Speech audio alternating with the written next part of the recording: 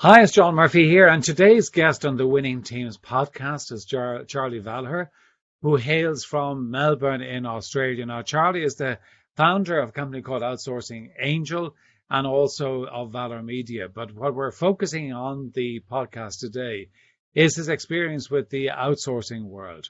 And, anybody who is really looking to grow their teams really should be looking at this outsourcing model. And Charley's got a lot of experience in this, not only in terms of providing external resources to organizations, but also of managing quite a large team himself.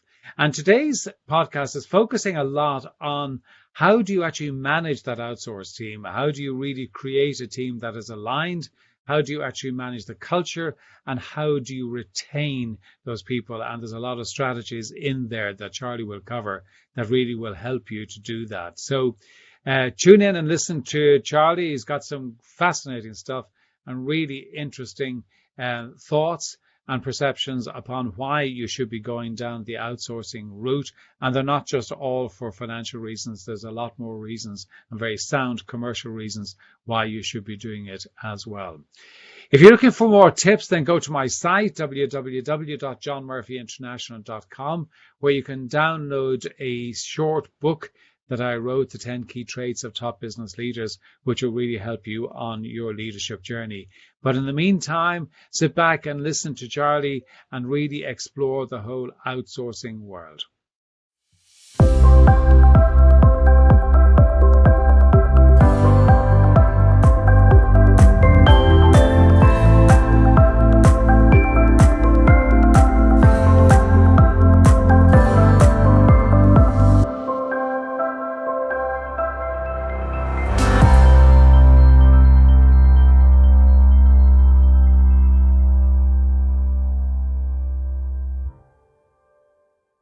Charley, thank you for taking the time to be with me today on the Winning Teams podcast. I really appreciate it. Oh, thank you so much for having me. No, I said we're in different parts of the world. You're in Melbourne. I'm here in France. But just to talk about your business, Valher Media, I mean, you've had that business for a while. You've been in business for quite a long time. And you had originally started an outsourcing business. And I want to talk about, that kind of trend, what's happening where people are looking to outsource and have people, but the challenges. And, because my work is all about, teams and how you actually build effective teams. That is a challenge, isn't it, when it comes to having teams that are outsourced, they're in different locations, they're in different locations from you, they're in different locations from each other. So how do you go about actually managing that, and what are the things you put in place to make sure that you are actually building a team? Because it's not just a collection of individuals who are doing, kind of various and different tasks. They've got to come together to be a cohesive team. I love so many parts of what you just said, John, because in all honesty, if you're a small team, so yourself and maybe one or two others, you really can be individuals. Like there's actually no collaboration effort really required or management level. It's quite simple. But once you go past, let's say 8, or you go into the territory of 12, or you go to really big territory like 25 plus, that changes tremendously. And like the amount of communication you need between each other, the amount of management and QAs is very, very different. So I really like that a lot. And I think having a virtual team particularly has unique challenges and unique strengths versus, let's say, having a local team. And some people definitely are more suited towards one or the other. But to take things back a step and really kind of think about how this came to me, when I first got online, the first thing I actually did is I had a marketing agency, and I was very much struggling to compete against the bigger agencies in Australia. So I was going in there, and these guys had massive offices, floors of people, floors of like top grade talent. And here was Charley trying to work out how he's going to crack this code. And I remember getting on Seek and looking at how much it was going to cost me. Seek is like a job site in Australia. The name Seek, top hat. I'll give them the branding. But I was looking at this and I was like, right, it's going to cost me $80,000 a year for the employee I need. I broke it down and I looked at these numbers, and then I looked at my bank account and thought, I'm not doing something right. I need to find a solution to be competitive, or we're just never going to get this business off the ground. And I had a good friend at the time, Lynn, who will come into this story sooner, and she's been a previous guest on this podcast. But Lynn was someone I had met who had been doing things offshore. She'd been hiring people from the Philippines. She'd been hiring people from all over the world. And she really opened my eyes to this concept of like, because of the internet, having people in an office near you, like those days are numbered. And as much as I thought this was kind of crazy, I thought this was like, at this point, I thought maybe she's drunk. Like, what drugs is she taking? This seems ludicrous. And she kind of convinced me. She's a very passionate person and very convincing and persuasive. But I could see this spark. She is. She is. I have spoken to her, and she's been on the podcast, and I can absolutely agree. She is passionate and convincing. She's got some magic about her. And I was very drawn to it. So, like in this scenario, I was like, well, in my current position, like this is the much younger version of myself here, and looking at this, I was like, I've got the option of either going into debt to try and bring on the employees I want, or there's this other option over here. It's new, it's different. And I tell you what, I've seen what's happened to Kodak in the yellow pages. New and different is what's going on. I'm going to go this route. I'm going to step out of what I perceive as the comfort zone with team. Now, at this point, virtual assistants and VAs, very new thing, but to my delight, it worked. It worked really, really well. And me and Lynn, I hired more people with Lynn. Lynn started becoming a really good friend, and then we birthed Outsourcing Angel together. Now, Lynn had already been doing a little bit of stuff, but ultimately we co-founded Outsourcing Angel, and like it took off, and this was a trend we got in front of. Now, I'd like to pretend I was some sort of genius and that I picked this trend early on, and it was all me. Like, I knew this was coming. This was great positioning as a company. But this is probably more casino, where it was just pure luck. Just right time, right place, and just happened to know Lynn. On the back of that, leaning into my story here, many people were feeling the same way. We were coming across small business owners all over the shop going, local talent, particularly in Australia, was incredibly expensive, and we needed to find solutions or ways of being competitive. And that's kind of the way we approached it. Many years later, the company got bigger. It took off and is still what I would call a juggernaut, where it's like it's crossed 100 staff at some points. So very, very nice business and a fun business to be a part of. It's interesting, isn't it, that you're talking about if we're being for small businesses and medium-sized businesses, but it's very interesting. One of the clients that I have is a major global organization. And in a conversation recently, they were saying, and a particular piece of work that they wanted to do. And I discovered that in actual fact, for when they wanted to get a bit of research done, and then they wanted presentations put together and slide decks put together, I would have made the assumption that they were doing all of that in-house because they're big enough, huge enough to actually do that. But in actual fact, they outsourced that. So here's a major organization with all of the financial muscle, but they're finding it a much more effective and efficient way of doing it to outsource that sort of specialized piece of work. I just thought that was interesting. So it's not, people tend to think that outsourcing is for kind of startups and kind of early stage, but in actual fact, that's not the case, is it? Not anymore. Like, this is many years ago when we kind of started, but like, the big corporations are clever. They've got fantastic people working there, very skilled people. Like, eventually they got onto it, so to speak, or my take on the situation is like they started to see this change. And like today, you can see massive companies like Microsoft, Google, Deloitte's, like they all have offices in the Philippines and parts of the world now. I'm sure all over the globe because they're aware of this. So Absolutely, outsourcing is happening. And then in the massive scale, they're just going over there and setting up buildings because they can. Yeah. So when you're looking at, for your own business, I know that you've got, within your own business in Valher Media, you've got a number of people that you outsource in different areas. How do you then get that to become a cohesive team and shift from being just a group of individuals? Yeah, I love that question in the beginning because it's such an interesting point and something I've had to put a lot of effort into. So, earlier versions of myself was like, I used to joke and say that I ran an adult daycare center. That's how I would describe what I did for a living. And thank you for laughing at that joke because it is funny, but true. Very, very true. That was the reality. And I had a service, like, I have a service business even today. So the reality is I felt like I was going to work dealing with client challenges and then dealing with team challenges. And it was this never ending daycare center. Reality is that, I didn't have the skills I have today, and I'll definitely cop it on the chin and go, it was a management issue and my issue that I didn't know how to make this work together. So I came across this idea that what I was really struggling with was that I was still trying to be like, I'll use a sporting analogy because I think it's the best way to describe it, is the way I was behaving like the captain of the football team. So I was on the field and I was with the players and I was trying to lead them from being on the field. But what they really needed was a coach.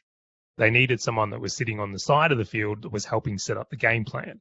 And the way I kind of thought about it, or what really triggered it for me, is like the captain of the field, he's in the game and he's making in-game decisions.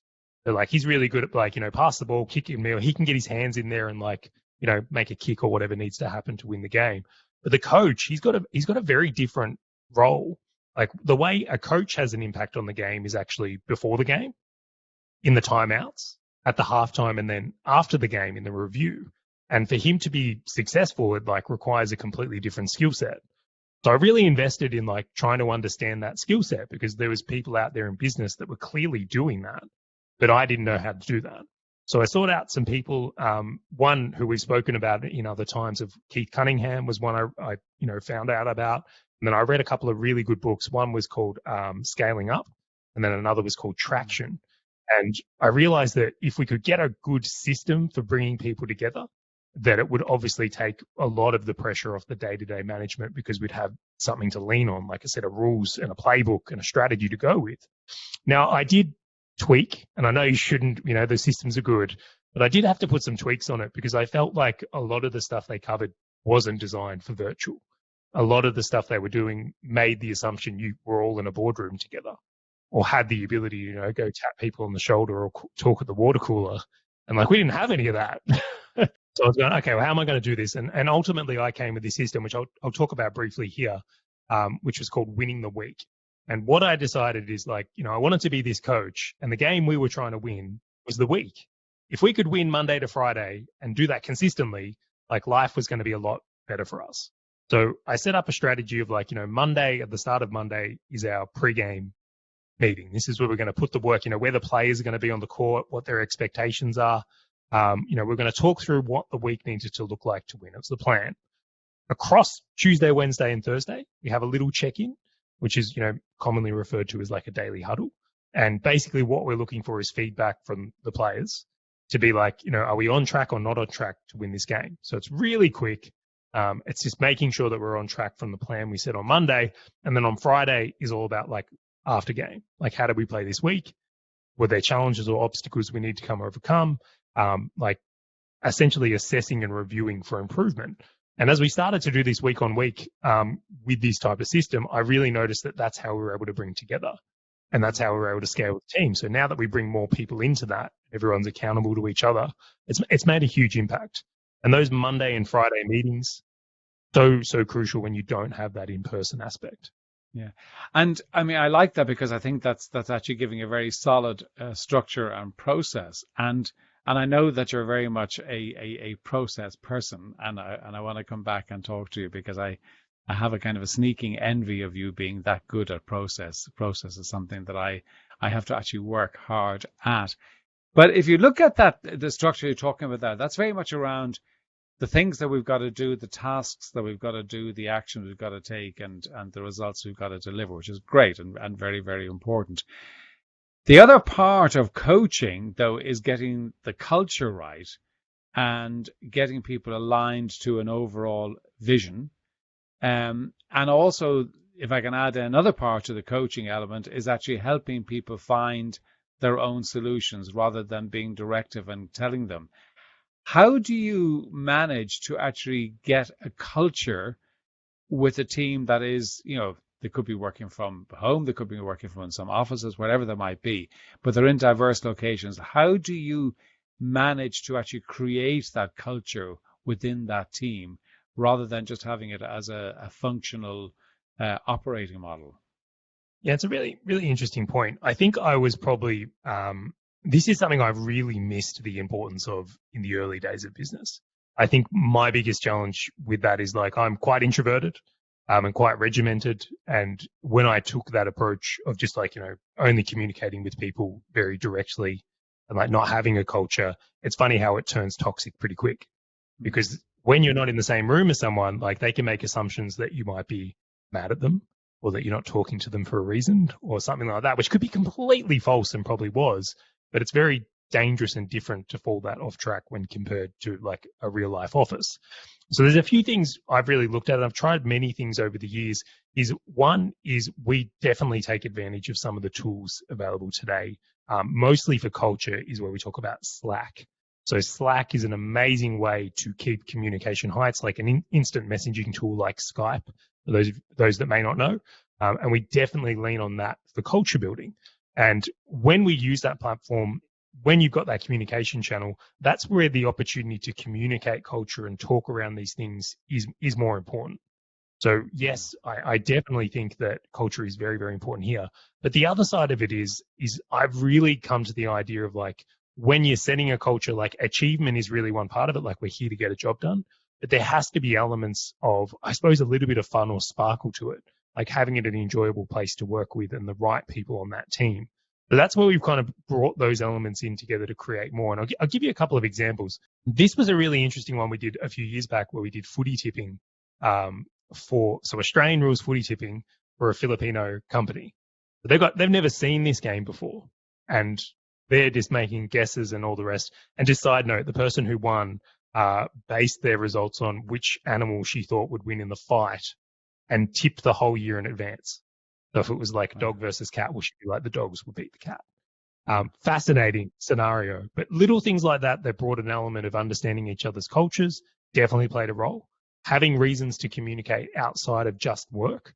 I'm not saying we're not importancing work here, but definitely having that element where they can see we're real people and they are a real person here. And then lastly, having in-person events. So even though we are all over the world, like we do like to bring our people together, ideally once a year when travel is ideal. Sometimes that can be a little bit more challenging, but that certainly played an element as well. Okay. Can I ask you just in regard to using Slack? I'm interested because you said that you use it for developing culture. And my interpretation of the use of Slack is that it's much more about a task management tool. And that's how I've seen it being utilized.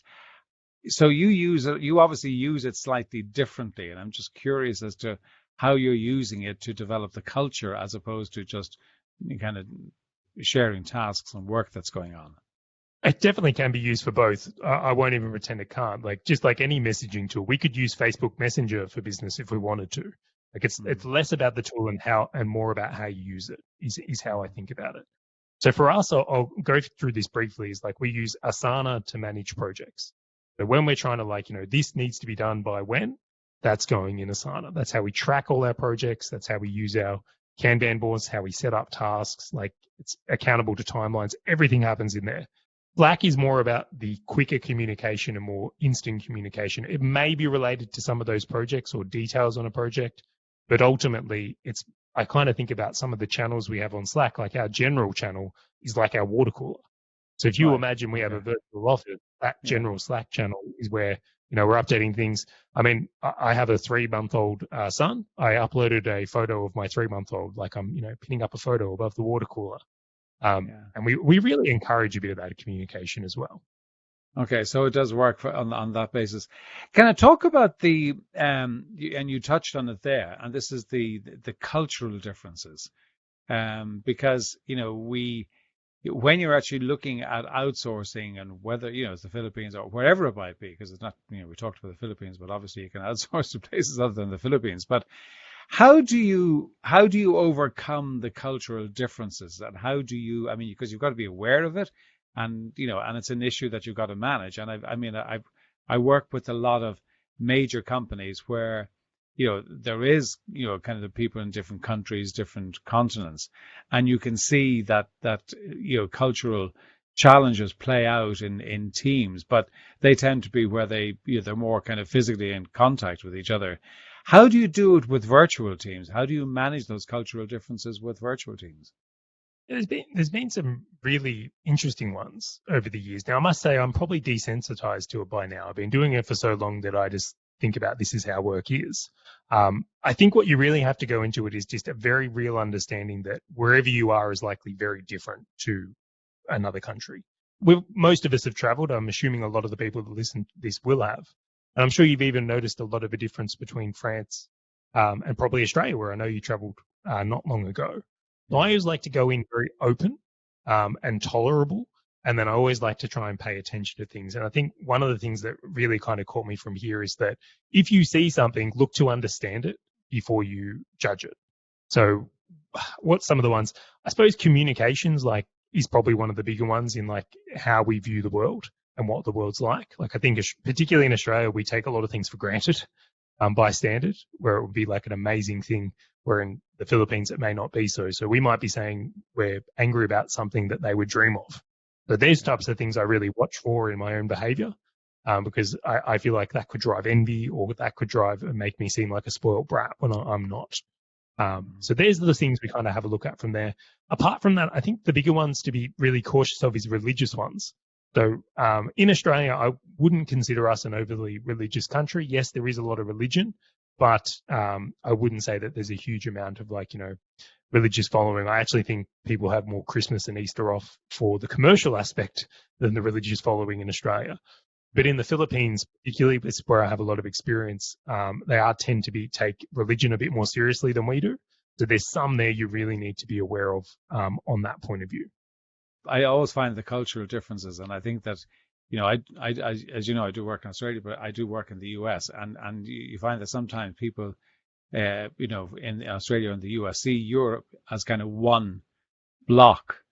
And in actual fact, it's kind of fascinating. I did some work recently with a company where they've got, within it they've got a business in France, and they've got a business in Holland, right?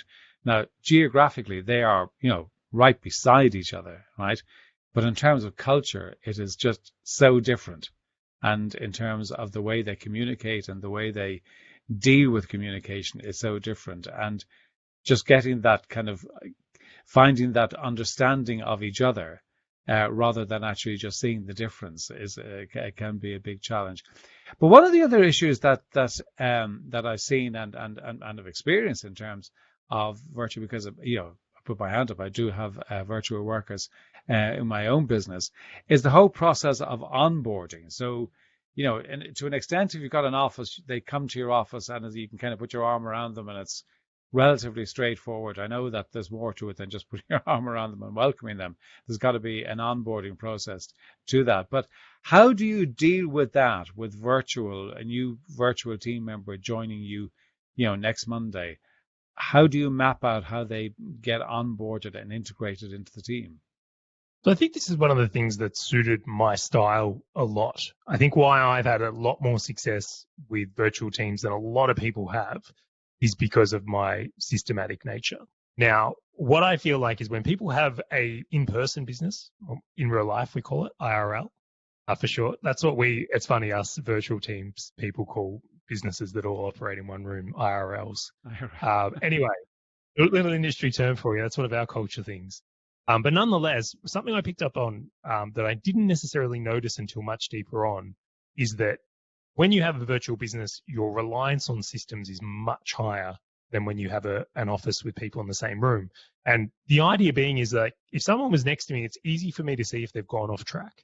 It's easier for me to see if they're making a mistake, or perhaps if they're struggling with something. But with that virtual wall, you don't get that advantage. So if your systems aren't tight, or you don't have the measures in place to check in on someone regularly in a virtual role, they can go in the wrong direction for 3 days and you'd have no idea. I once had a team member quit spontaneously because her workload was insane, but we just had no idea. We thought she was okay, but she was working nights and evenings just to try and keep up, was working weekends. Again, we didn't know. Would never do that to someone intentionally. But she'd gotten into the habit of always trying to meet my expectation, which I appreciated, but it was killing her. So those are the things you've really, really got to be aware of. So something that I think when it comes to virtual businesses, if you've got a virtual business, the chances is that a lot of your work is on the internet. And because of that, there's an amazing way of recording what you're doing. So what we decided as a company is that if we were going to be successful, we had to lean into systems. We had to really document how to do things well. We also have to train our team well if they're going to be successful with us. So when I go into like onboarding a virtual team member, number one, I mentioned this earlier, they're coming into the winning the week. Like they're getting set up with a good week. They know what's expected of them in the week, and then they're getting reviewed at the end of the week. Number two is that, when and what needs to be done is in Asana. So they know a good track and they're not trying to remember what I told them. Like they've got a place to go to. Okay, well, this is the next thing I need to do. And then lastly, it's like having good documentation, whether it's recorded on something like this, Blue Jeans, or using Loom, where we can actually record how to do something. So if they get stuck, that they can actually come across and go, oh, this is how I do it. And then finally, I say what's really important is having a bit of a buddy system. So everyone at my team now in Valher Media is like they've got someone to ask questions to, they've got someone they're accountable to or can get help or get things cross-checked. And when you hit that as kind of like a trifecta of onboarding someone well where they fall into that type of environment, then I just think you're setting them up to succeed at a much higher level, where routinely, like what I see and commonly what I used to see at Outsourcing Angel is like an abandonment strategy. Like they'll hire the person and just give them tasks and like really not give them any support or ideas or anything from that. So that's kind of like the key difference where I think why I onboard well is because that's what we go to. One of the issues that I know you hear people talk about when they talk about kind of hiring virtual teams is the reliability factor in terms of that they turn up, but also is about how do you retain them and how do you actually build that team for the longer term? And because I know even in my own experience, I mean, I had some false starts with hiring virtual contractors. We're going through a very detailed process of interviewing various people and then selecting them, and then they just didn't turn up on the day they were meant to start, which is brutal. So brutal. Which is heartbreaking when you've gone through the process of doing it. But it's also how do you actually build it and people kind of have a sense that, okay, well, people they're going to come and go and they're going to be there with you for a while and they're going to be gone. And I mean, with any team, it's about you leverage and you get the value of that team when they stay with you and you're able to grow and develop them and get the benefit from them. So how do you actually retain? What things you do to retain and develop the team? That's a good question. What I looked at here was I was like, why do most people leave? That was the question I asked myself. Instead of like thinking about like, how do I keep them? Like, why do they leave? And ultimately, I looked at a few things where I said, if this is always the better decision, like if it's a better decision to work with me than take on another opportunity, why would anyone leave? Now, there are definitely some factors, and I have had like some of my greatest people leave, unfortunately, due to health. Like that's the only thing I could come up for this one is I was going to get all my team on an exercise and diet plan. But I thought that might be too far. But what I looked at from there is like, what are the main reasons people leave? And the one I looked at was like career development. I was saying if someone comes here and they feel like this is the end of the road, this is all they can ever learn, they're not going to be invested in, like, why would they stay in that circumstance? So when I bring people on, as a part of the retention strategy is going like, where does this person want to go? What skills are they going to develop? And like, how can they progress? So if they feel that's available to them and that career development is there, like that's a really big thing. So we looked at that as number one. Number two, I was like, if I got treated like, well, I hope it's okay to swear, treated like shit every day. If I had an abusive boss, if he rained me over the coals every time I made a mistake, like I'm pretty sure I would leave. So I'm like, all right, I'm not going to be that type of leader. So if someone makes a mistake, like definitely bring it up. Let's not pretend it didn't happen, but approach it in a way where it can be amended with the system. We can learn from it and we can kind of change that from there. And then the third part I kind of thought about was money. And I'm like, if someone's like struggling to pay their bills, like really struggling, like I would leave. Like if it meant the difference between my wife being looked after, nothing else would matter. I would leave straight away because I would always look after my family before I would work a job. So paying well.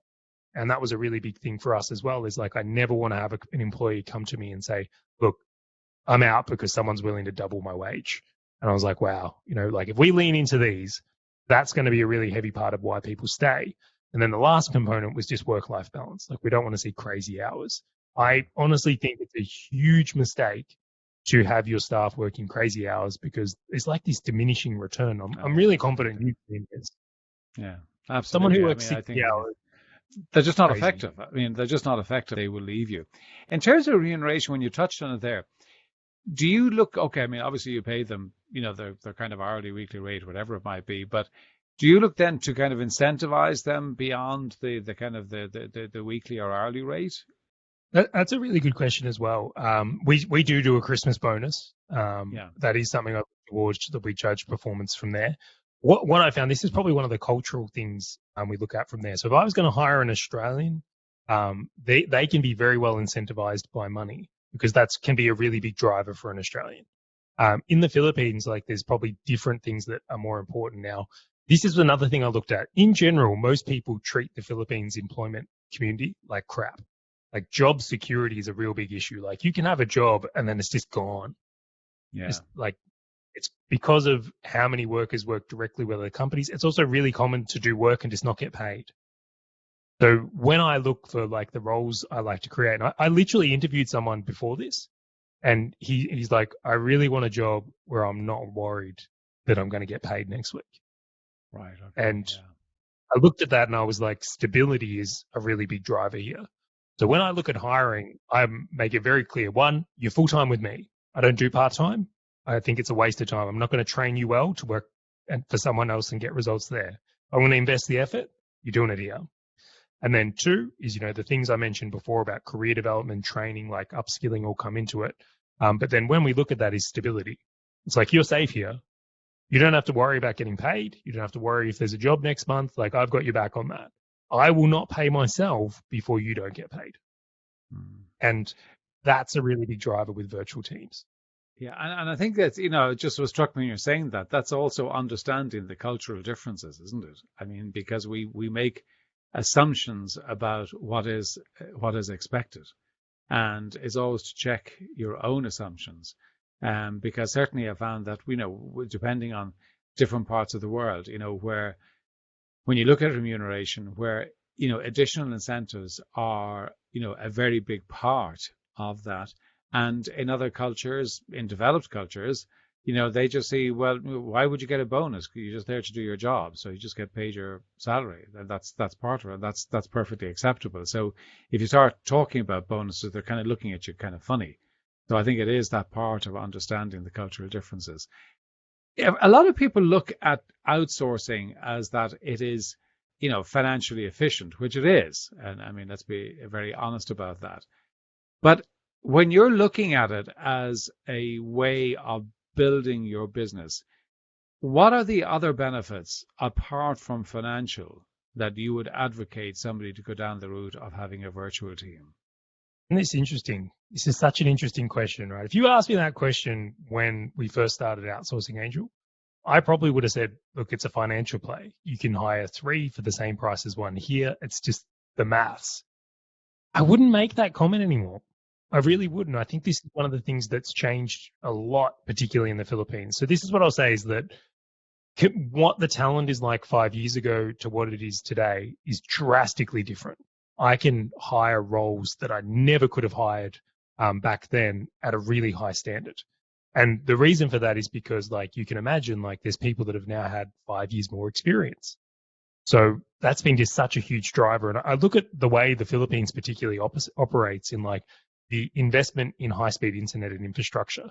Like, they know, like, this is their biggest export market. This is like, labor has just become a huge thing, so they've invested in it. I had a VA where she was really gutted because her kids don't know how to speak the native language, because they're taught English in school because they know English is where it's at if you want to get a good job. So there's little things like that that have just led me to look at, like, how invested they are in this working out. And then the next component of it is, like, and I say this and I will criticize my fellow Aussies, Filipinos will outwork you. They will absolutely outwork you. And when you look at that, you might say, well, okay, let's look at the real thing here. You might have an Aussie that will work half as hard and want twice the wage. And when you look at that, you've got this new generation, particularly the younger ones, really surprise me. I could have a conversation with some of the, particularly like young 20s Filipinos, and they sound like Westerners. Like they absolutely are embedded in the culture. They watch the same TV shows because of like Netflix. They watch the same movies. But that gap has really, really shrunk. And I would almost question now is like, particularly, I've just got this, and I'll mention this one from here. I've got a video editor, and he will smash anyone in the world. I'll put him against anyone. It's not a, is this a lesser talent exchange? This is like, he's just good at any value. It's extraordinary, isn't it? I mean, I think that, I agree with you. I think that there are very good commercial reasons other than financial to actually have a virtual team, because my experience certainly has been that they are very dedicated, they're very reliable, and they are so eager to actually deliver really exceptional quality, and are very open to taking direction. Is the other thing that I find, is that they are, they really do expect it, and they do want it, and they're very receptive to it. And if you can show another way of doing something, I think that they really do take that on board. And there is that kind of, you get that sense of a hunger for knowledge and a hunger for expertise. And that makes it so much easier. And I just find the reliability and loyalty huge when you actually treat them right. It's such a fascinating comment. That high willingness to learn mixed with hunger is like, it's like what you would look for in an A player. Yeah, absolutely. I think it is fantastic. Charley, this has really been interesting. I was going to go on and talk a little bit about kind of Valher Media, what you do with podcasting, but we've spent quite a bit of time on this, and and I would love to come back and maybe do another interview about the podcast and the role of podcasting in business, if you were up to doing that in the future. Absolutely. Okay, great. Okay, I will do that. But listen, before two questions I ask everybody: a book that's had a significant impact upon you? Definitely would be The Road Less Stupid by Keith Cunningham, my favorite book of all time. Why is that? I read a lot. Is there a hint in the title? Is there? Well, there definitely is. For those of you that don't know, Keith Cunningham, what amazes me about this guy is at a very young age, around 40, he had $100 million. He was that successful, and he lost it all of it, through poor decisions, and then got it back. Now, I don't know about you, but it's like I could put luck on a lot of people's side to do it once. But I think it's a rarity to find people that would do it twice. And when you listen to Keith's story and you go through the lessons of getting it once, losing it, and then getting it twice, and like at an astronomical level, we're not talking this guy made $1 million. This is $100 million. And then I just think he's a phenomenal storyteller in the way he articulates it. So it's one thing to be good at something. I think to have the skill to describe your situation, thinking, and how to change it in a way someone else can learn it and appreciate it and like do something with it is a real skill. So I think he's a bit of a unicorn and like crazy experience and a good teacher. So that's why I really like it. I have heard of him, but I've never read anything, so that'll definitely go on my list. The other question I ask people about daily rituals. Now, I know you well enough to know that because you're a systems guy, you're a very regimented guy. I have no doubt that you have daily rituals, unless you're going to really surprise me, but I have no doubt that you do have daily rituals. Love to know what they are, if you're happy to share them, and why you have those ones and what they actually do for your day. Yeah, I'm very regimented. I am very systems focused. And just to give you just a little, it's a little bit funny, but will describe a lot about me. I run my relationship in a system. Like we run it like a business. We have a weekly meeting. We have KPIs for the family. We track things well, and we have very good financial management. My wife's an accountant, by the way. This is like the perfect mix of like a systemized guy with a numbers girl. It's like it's a match made in. Yeah, I get the whole thing about the financial management, be very regimented, but I mean, to manage your relationship on a spreadsheet? Absolutely. Well, it's a few spreadsheets, but like, well, I'll give you an example. I realized at one point, I was like, my social life sucks. I don't see anyone. And I was like, hang on a second. I don't do anything to make my social life good. So why am I surprised? So I was like, well, every week, if I just make sure we are actively inviting a social event once a week, then over a year, that's 52 social events, and my social life will likely be better.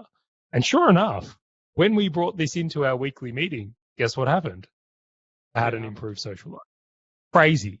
But this is very much the story of my life. I've been someone who's been like, okay, well, if we tweak the system and the routine and the habits, like the outcomes over time greatly change. And it's just always served me very well. So when we talk about daily ones that I think have had a huge impact on me, so one would be I read. I read every day.